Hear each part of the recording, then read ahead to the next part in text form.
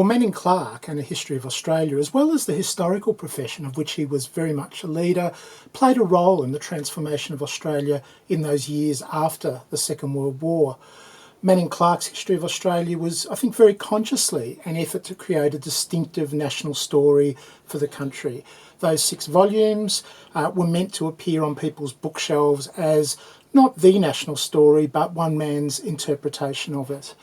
And Clark saw Australia as a part of European civilisation, but geographically a part of Asia. And as the years went by, he also became more aware of the ways in which Australia was also Aboriginal country. And Dymphna Clark was a leading figure in the campaign for a treaty with Indigenous Australians. Manning Clark himself became, I think, a symbol of Australia's growing sense of confidence and independence.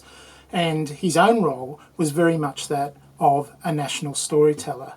And Leven Tasmania Circle, as a part of the Clark legend, also became an aspect of his celebrity.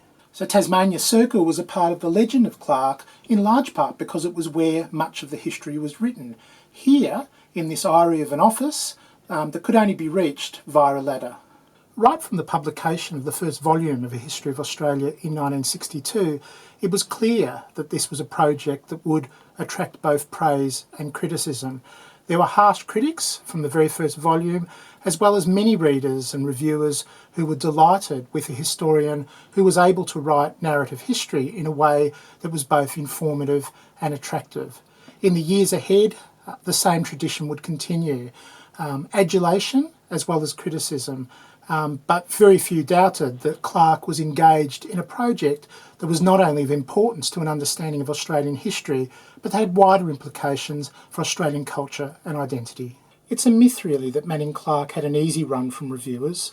There were always critics, and although he was very much at the height of his powers, I think, in volumes 3 and 4, in the volumes that covered the middle decades of the colonial period, the 19th century, Clark, in many respects, had a surprisingly limited number of emulators, and that has a lot to do with the kinds of questions that he was interested in. He wasn't interested in conventional historical questions. He tended to ask very large questions about the ways in which Australian history and the stories in Australia's past exemplified very large, almost universal human themes. And these were quite different kinds of concerns to the ones that were animating his students and the growing Australian historical profession in the 1950s, 60s and 1970s.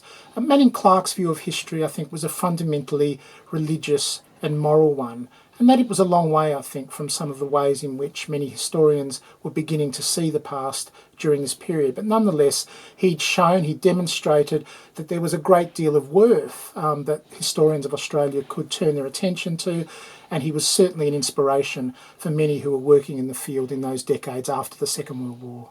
Even those who were somewhat critical of Clark's approaches could see the scale of his achievement as an imaginative narrative historian. In the years after his death, there were attacks from his former publisher, Peter Ryan, as well as from the Brisbane Courier Mail, but these had surprisingly little impact on his actual reputation. In a way, we would expect that a writer, perhaps in the years immediately following their passing, would go through a period where people tend to look elsewhere.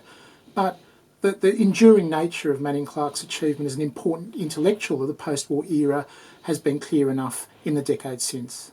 Well, today we can admire A History of Australia as a monumental creative work by a historian of great originality, which reflected his own sensibilities and his particular interests, but which also was claimed by the nation, and which was of its time, I think, in registering the way in which Australia was passing out of a British world and perhaps out of a sense of it being an overwhelmingly European country to become more multicultural and also an Asian-facing nation.